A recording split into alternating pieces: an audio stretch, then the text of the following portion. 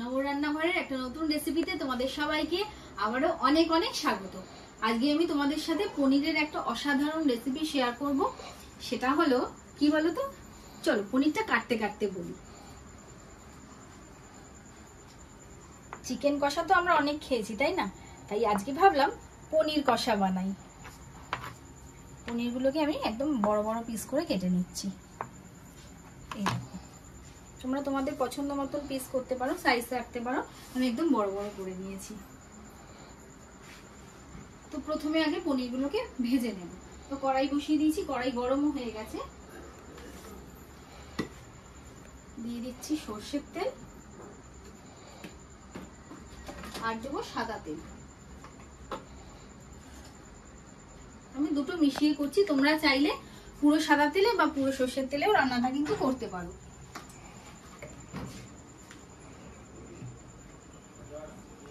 তেল গরম হয়ে গেছে। পনিরটা দেওয়ার আগে একটু তেলের মধ্যে নুন দিয়ে দিলাম।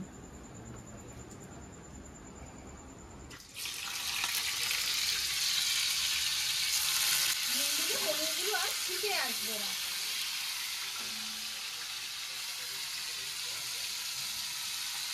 ভালো করে লাল লাল করে ভেজে নেবো পনিরগুলোকে।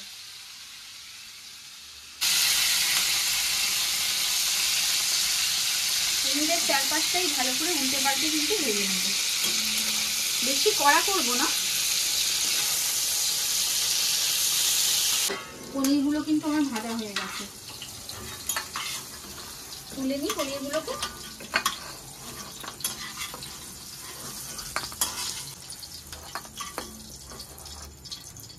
সবগুলো পনির আমি ভালো করে লাল লাল করে কিন্তু ভেজে নিয়েছি।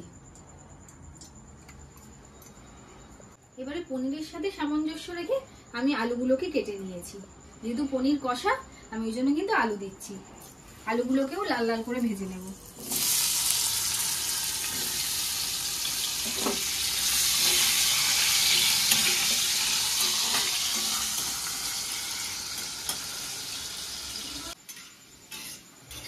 আলুগুলো আমার ভাজা হয়ে গেছে, একদম কড়া করে ভেজে নিয়েছি আলুগুলো। এবার আলুগুলোকেও তুলে রাখবো।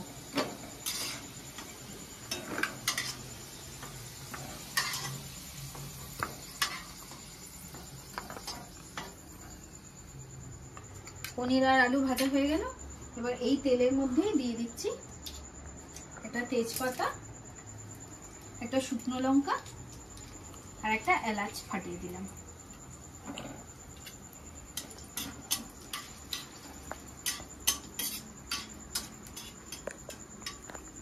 এবারে দিয়ে দিচ্ছি পেঁয়াজ কুচি।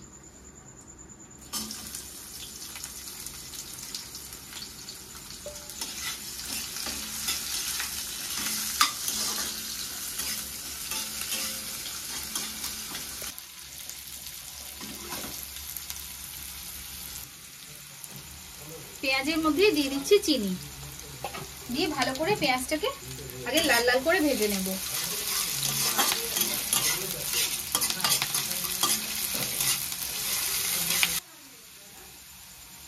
এবার পেঁয়াজের মধ্যে কেটে রাখা টমেটো দিয়ে দিলাম। দিয়ে ভালো করে ভাজবো। টমেটোটা নরম হবে ততক্ষণ অবধি ভাজবো।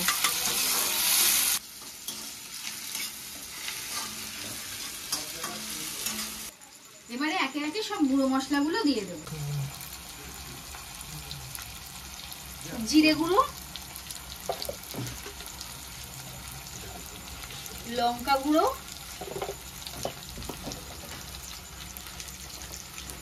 হলুদ,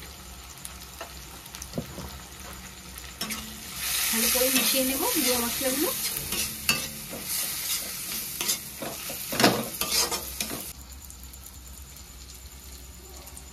এবার দিয়ে দিচ্ছি আদা রসুন বাটা।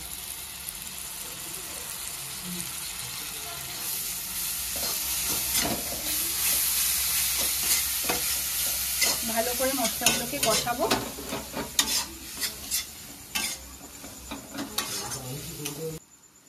এবারে নুন দিয়ে দিচ্ছি। প্রথমে আমি পনির ভাজার সময় যেহেতু নুন দিয়েছিলাম, সেটা মাথায় রেখেই আমি এখন কিন্তু অল্প নুন দিলাম।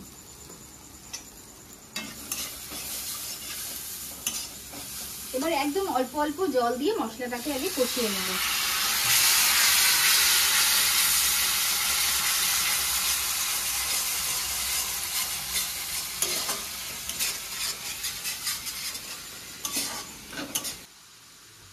মশলা যখন অর্ধেকটা কষানো হয়ে যাবে তখন এবার আমি ভেজে রাখা আলুটা দিয়ে দেবো।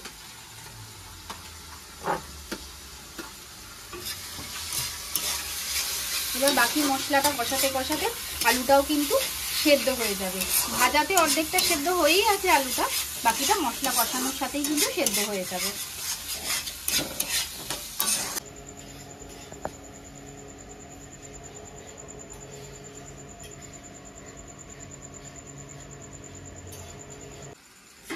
মশলা একদম ভালো মতন কষানো হয়ে গেছে, দেখো সাইড দিয়ে তেলও ছেড়ে দিয়েছে। এবার আমি ভেজে রাখা পনিরগুলোকে দিয়ে দেবো।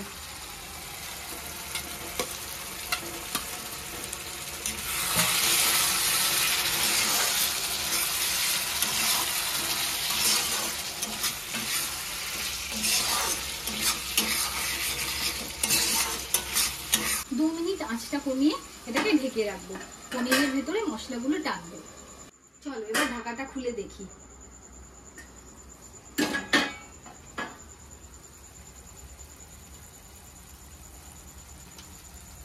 এবারে কিন্তু একদম শেষ পর্যায়ে এসে গেছি আমরা।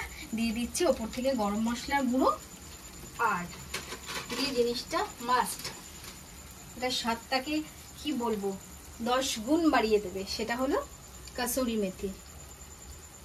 বেশ অনেকটা পরিমাণ কাসুরি মেথি আর একটা চেরা কাঁচা লঙ্কা দিয়ে দেবো, দিয়ে ভালো করে এটাকে মিশিয়ে নেব।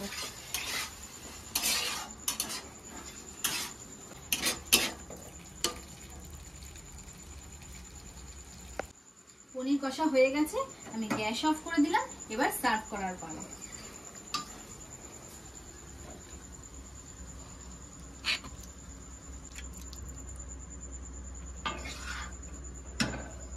এইভাবে তোমরা অবশ্যই একবার পনির কষাটা বানিও। পনিরের তো আমরা বিভিন্ন রকম রেসিপি বানাই, যেরকম ভাবেই বানাই না কেন সব রকম ভাবেই ভালো লাগে, কিন্তু আমার কথা শুনে একবার এইভাবে পনির কষার রেসিপিটা বানিয়ে দেখো তোমরা। আমি আশা করি তোমরা নিরাশ হবে না। আর পুরো ভিডিওটা কিরকম লাগলো, পুরো রেসিপিটা কিরকম লাগলো সেটা কিন্তু অবশ্যই আমাকে কমেন্টে জানাবে। আর ভালো লাগলে লাইক কমেন্ট শেয়ার কিন্তু অবশ্যই করে দিও। আর তোমরা যারা নতুন চ্যানেলে, কারণ চ্যানেলটা আমার নতুন, তো তোমরা যারা নতুন চ্যানেলে দেখছো ভিডিওটা তারা অবশ্যই চ্যানেলটাকে সাবস্ক্রাইব করে দিও। আর পাশে থাকো আরো নিত্য নতুন ভালো ভালো রেসিপি দেখার জন্য। তো চলো আজকের মতন টাটা, দেখা হচ্ছে অন্য একটা নতুন রেসিপির সাথে।